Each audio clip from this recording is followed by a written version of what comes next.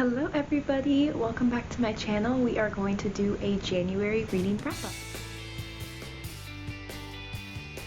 First book I read for the month of January was Mr. Mercedes. This is the first book in the Hodges trilogy. This is my second Stephen King book that I've read. I really actually like his writing. The only thing that threw me off is technically, so I read The Outsiders like a few months ago, I think in September, and I think technically you're supposed to read that after you read the Hodges trilogy.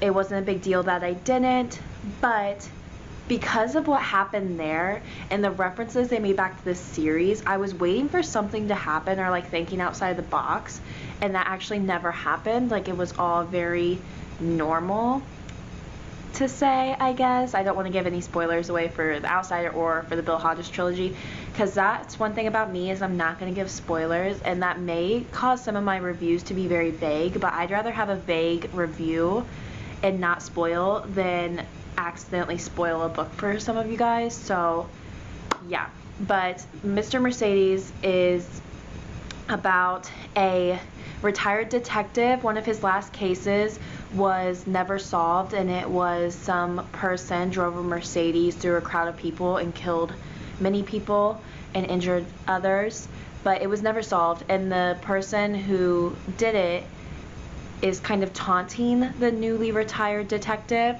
and so he kind of goes rogue, I should say. Not technically rogue because he's not staffed anymore, but definitely not legal what he was doing and like using the resources he was. I don't know, but that's what that follows, and I'm excited to read the second book. I use my public library for that. I usually use my public library for either authors who have a lot of books, James Patterson, or books that I do not know if I'm going to like and I don't want to buy them. For example, the Greenbone Saga, I was high fantasy, mafia fantasy, and I didn't know if I was going to like it, so I didn't want to purchase them. So I got them through my library, and I actually really enjoyed them. Probably not enough to like get them for my shelves, but definitely glad I got to read them using my public library. So that is your sign to use your public library for authors with a lot of books, or for books you may not know if you're going to like or not and you don't want to risk buying it. So there's that. I rated Mr. Mercedes 4 stars. Next up, we have Keeping 13. This was the second book I finished in the month of January. I don't think there's enough good things to say about this. Johnny Kavanagh is him, and this is so beautifully done and really just had me very emotional. I'm an emotional person, but not so much when it comes to books. Like, I don't cry very often. I don't know why, especially because I visualize the stuff in my head like a movie. I don't know why. I just really don't cry during books. And this one had me multiple times. My heart just broke for these characters. And honestly, some of the trauma that Johnny goes through too, I feel like is overlooked. And I could just, like, I just sympathized for him and for everybody else in the book, essentially, except for a couple people. We will not sympathize for them. But this is the second book in the Boys of Tommen series, Boys of Tommen. I'm not exactly sure. If you know, make sure you let me know. This fall is still Shannon and Johnny's book. I really enjoyed it. Really enjoyed the storyline, and I liked how it picked right off from how Binding 13 ended. It was just very, I hate to say like good, because it was so much better than good, but I can see how people say this is their Roman Empire series. I think about this book constantly, or like this series, and the only reason I haven't continued is because I knew Onyx Storm was coming out, and I didn't want to be in the middle of saving 6 and not be able to start redeeming 6 right away. So this series is all over my For You page on TikTok right now. It's literally all I think about, if I'm being completely honest, and I haven't had a book do that to me in a long time. I've heard Saving and Redeeming 6 even better and like sits with you harder, so I'm super excited for that. And also, I saw on Chloe Walsh's Spotify that Claiming 10, I think it's called, is complete, and she has another work in progress going. So I'm super excited for those. I rated this 5 stars. Honestly, this is like an infinity star. I I was obsessed with this, and I still am obsessed with it. So I'm super excited for redeeming. Super excited for saving 6 and redeeming 6. Next up, we had an arc called The Family Lies. This is by Angela Henry. This released on January 22nd. This was my first Angela Henry book, and I really enjoyed it. I actually really liked it. If you like Freida McFadden, you'll like this. If you have me on TikTok, you've already seen me explain this book before, but we'll explain it here. This follows Sabrina, who was a librarian but got fired for lying on her resume about her credentials. And so she's working at a bookstore when she's approached by one of the wealthiest men in town and asks her to come work at his private library on his family's estate. His mother died during childbirth, and so nobody has gone in there since. It was her library, essentially, and nobody's gone in there since she's passed. So it needed to be cleaned, gone through, all this stuff. Again, she lies about her credentials and like doesn't know exactly what she's doing, but she kind of gets away with it, so we'll see. But she gets the one stipulation about working at this library is she must live on property, like in the house. And when she gets to this house, there's so many rules. There's haunted house vibes. You can't go to the 3rd floor. It's completely off limits. Actually, just probably stay on the 1st floor or the library. You have to lock your door after midnight. Super bizarre rules. And we find out why as the book's going on. This book's told from multiple point of views, but the multiple point of views gives you enough information to be like, what the heck's going on, but like not enough to give away a twist. And this book is twisty. There's twists until literally the last page, which is very Freida McFadden-esque. But I rated this book 4 stars. It is out now. It's on Kindle Unlimited. Highly recommend The Family Lies by Angela Henry. The next book I read was The Wedding People. I had such high hopes for this book, and I think because of that I was let down at the beginning. I just couldn't really get into it. But as we went on, it got so much better. We follow Phoebe, who is recently divorced and gone to this resort that she's wanted to go to for a long time and she gets there, and there's this week-long wedding festivity group there. They don't even know how she got a room at this inn or hotel, you could say, because it was supposed to be completely booked out due to the wedding. So someone comes up and is like, what are you doing here? And she's like, I'm here to myself. And it was the bride, and she was like, no. So we go on and through this book, and it just touches on depression and mental health so well, which I feel like can be such a hard topic to talk about or write about, just because it is so heavy and everybody deals with it differently. But this book just showed me like timing is everything, and everything happens for a reason. The places we go, the people we meet, the things we do, all add up to the grand scheme of life. But this book was so serious at times, and then would have the most out-of-pocket comments that I'm just like, what is going on? Like, how are these people so funny during a time like this? But the character dynamics and the character development really improved so much throughout the book for most of the people, and you really got to learn more about the characters, which I liked. And I go into most books blind, so I really didn't know what this book was about. I thought it was a romance, like not an interconnected, standalone, fluffy romance, because if you read the first 25 pages, you know it's not that.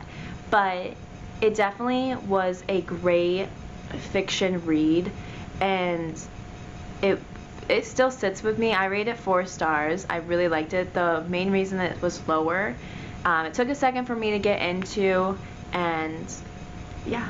But other than that, I rated The Wedding People 4 stars, and I definitely think you should read it. Every book I've read this month you should read, especially for my Stephen King people. I really like the Mr. Mercedes.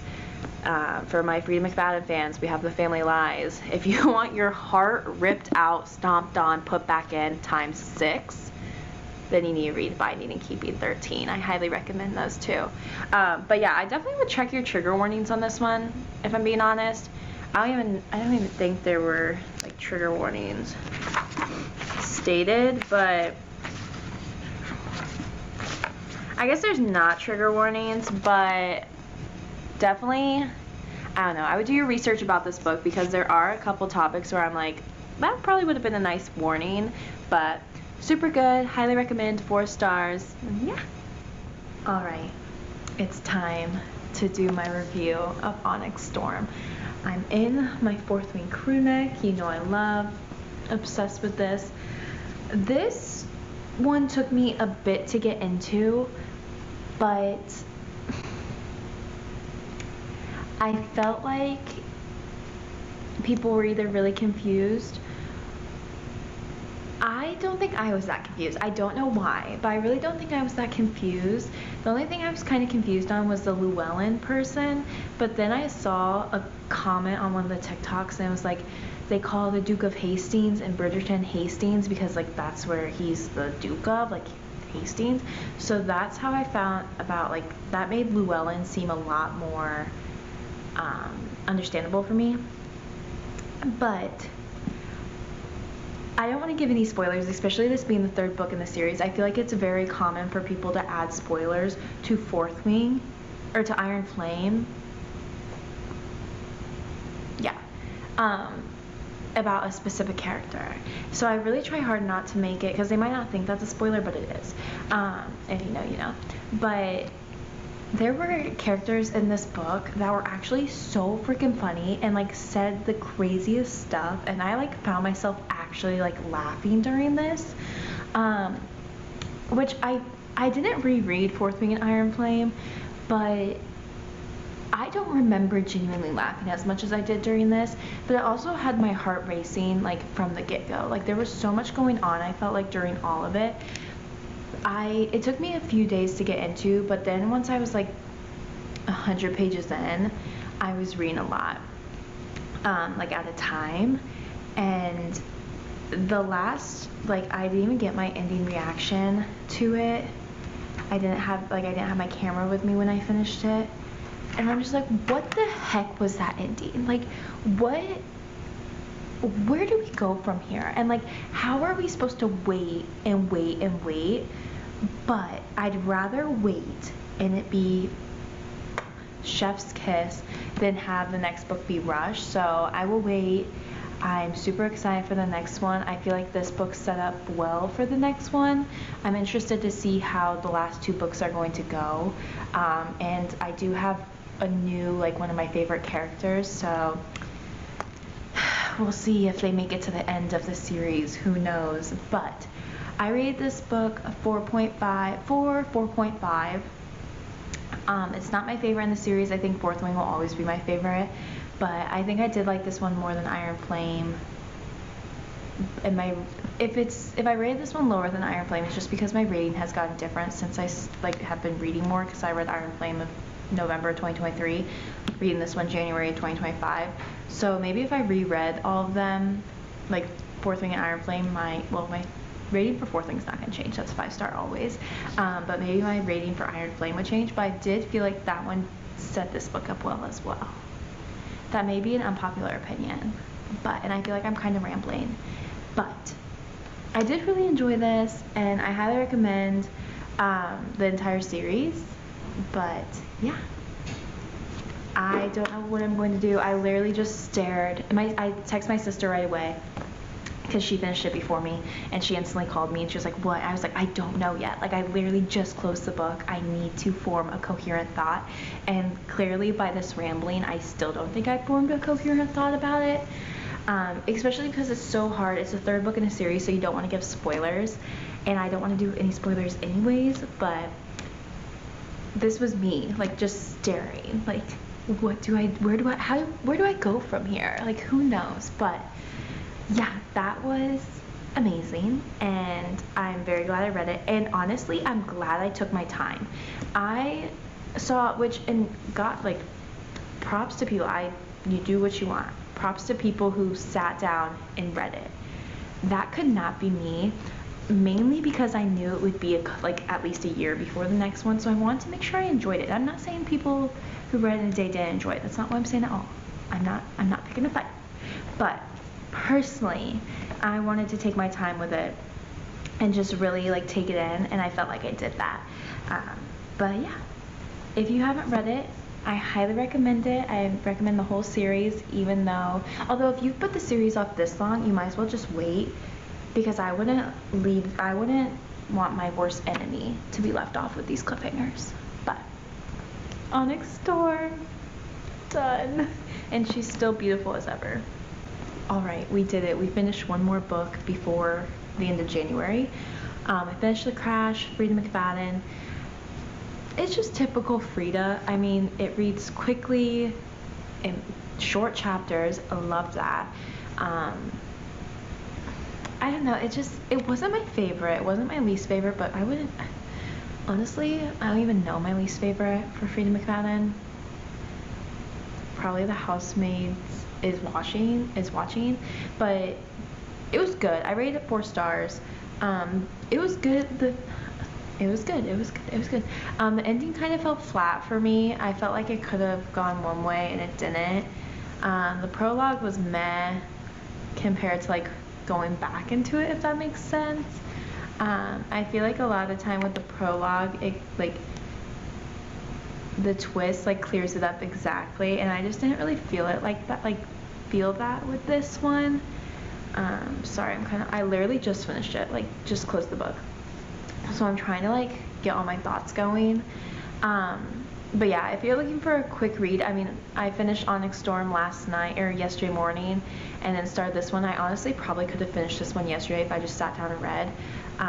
But I finished it today. Super quick, super easy, Kindle Unlimited, of course. Just your typical Freida thriller. You have twists. But yeah, didn't love, didn't hate, 4 stars.